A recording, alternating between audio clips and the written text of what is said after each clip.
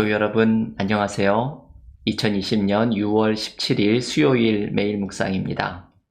다 함께 새 찬송가 425장, 통일 찬송가 217장 1절과 4절을 찬양하겠습니다.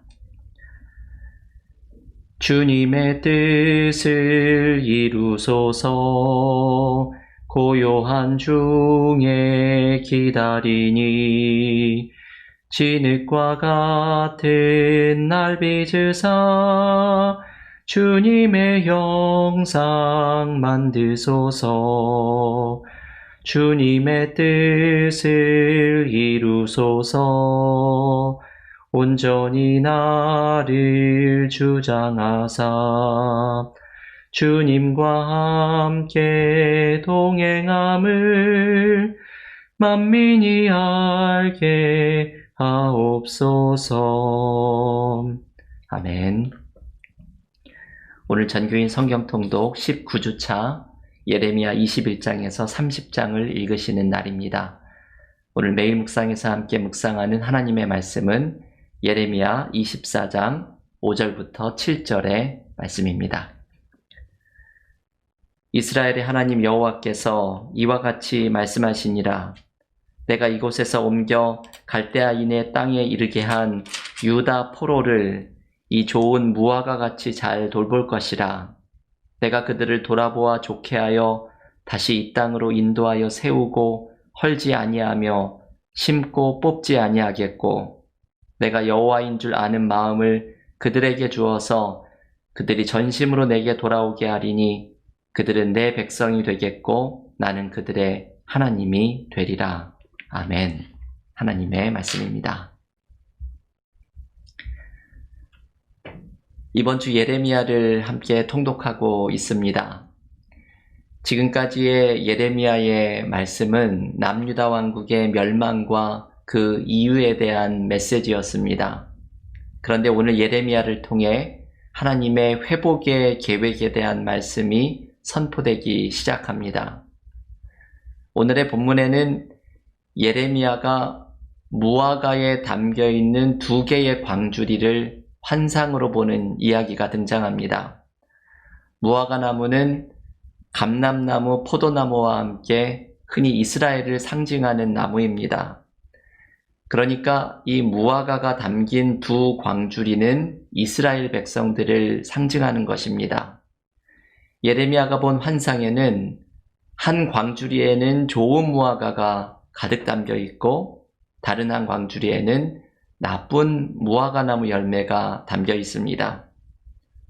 오늘 24장의 뒷부분에 보면 이 두 광주리는 바벨론의 포로로 잡혀간 이스라엘 백성과 예루살렘에 남게 된 이스라엘 백성을 각각 상징하는 것이 밝혀집니다.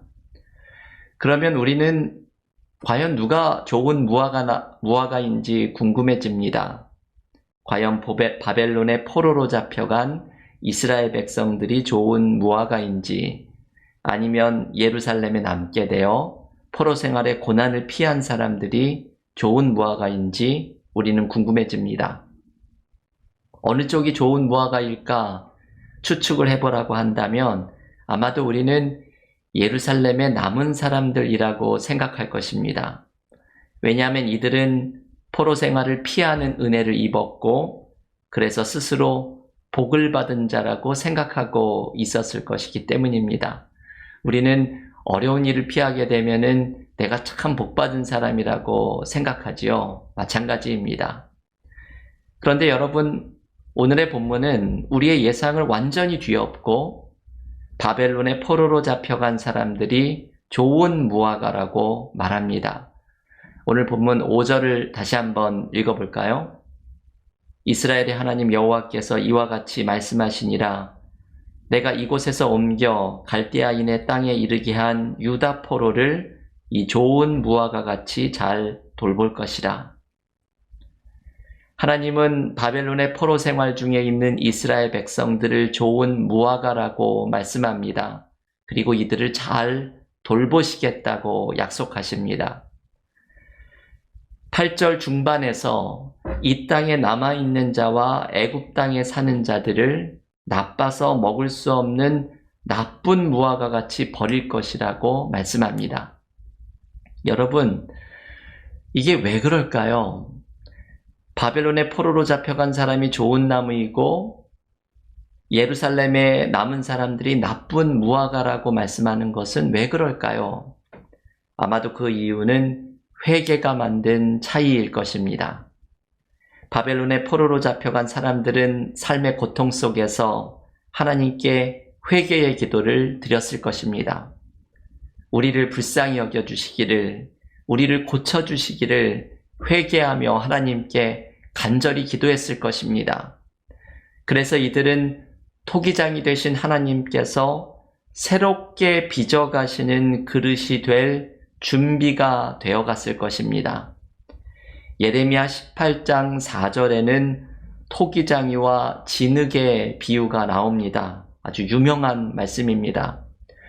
진흙이 자기의 계획대로 스스로를 빚어보려다가 그릇이 터져버리자 토기장이가 자기의 뜻대로 다른 그릇들을 빚어가기 시작합니다.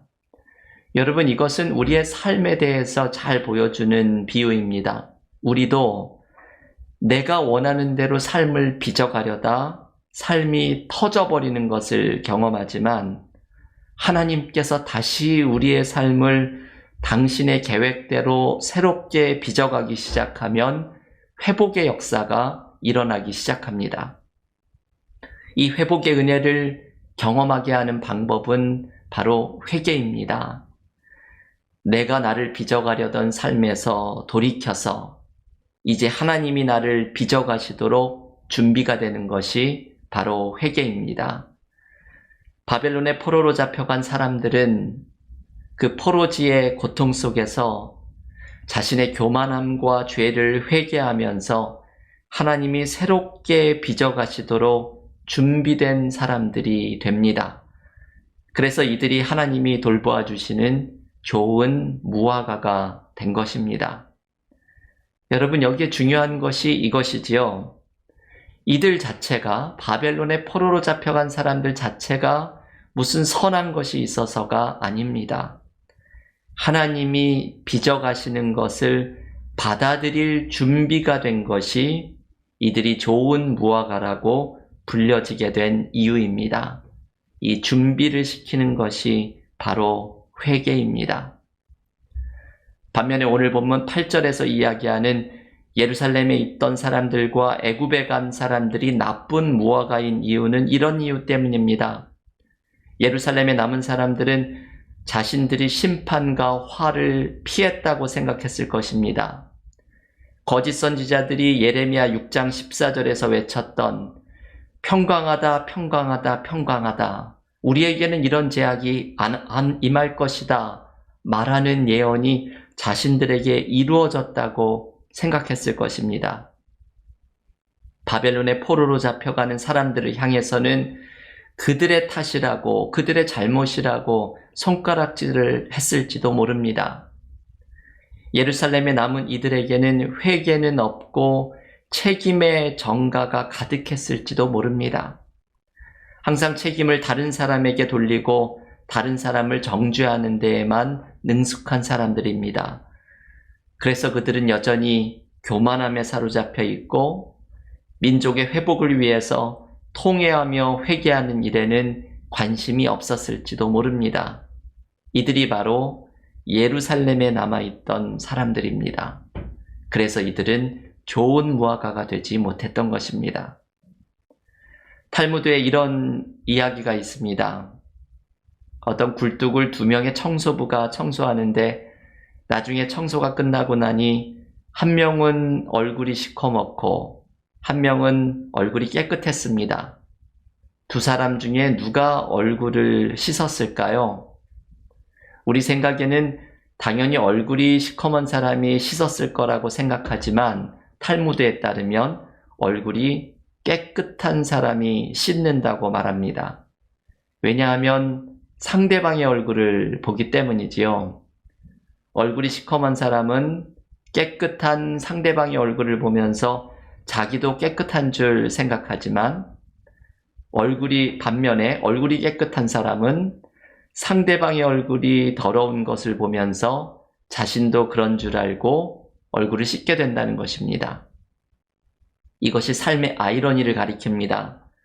정작 씻어야 할 사람은 깨끗한 줄 알고 깨끗한 사람이 열심히 얼굴을 씻습니다. 이 삶의 아이러니는 정죄와 회개의 차이로 나타납니다. 회개해야 할 사람은 막상 다른 사람에게 열심히 정죄의 화살을 돌리고, 하나님 앞에 겸손한 사람은 이웃의 죄까지도 자신이 품고 회개로 하나님께 나아갑니다. 여러분, 하나님이 기뻐하시는 사람은 누구이겠습니까?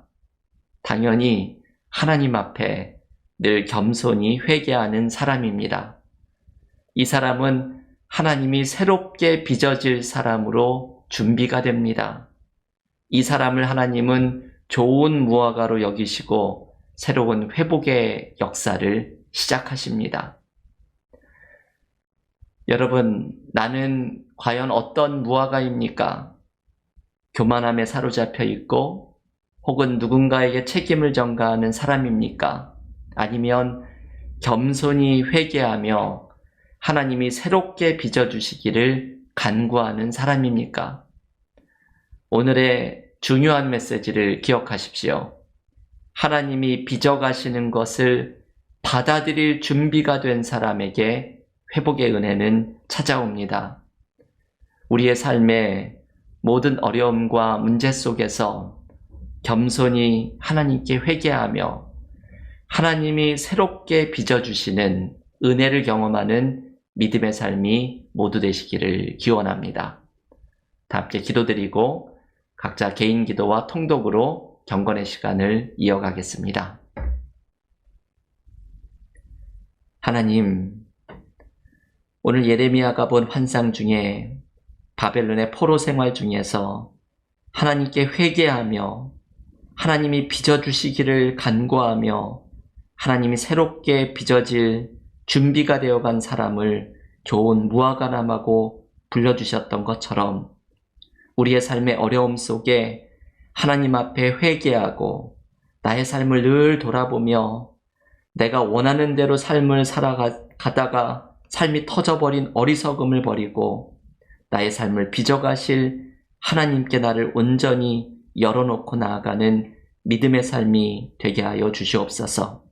이 땅의 죄악과 이 사회의 문제 또한 가슴에 품고 회개로 나아갈 때 하나님께서 빚어주시는 은혜를 함께 경험하는 은혜의 믿음의 삶이 모두 되게 하여 주시옵소서. 예수님의 이름으로 기도하옵나이다. 아멘.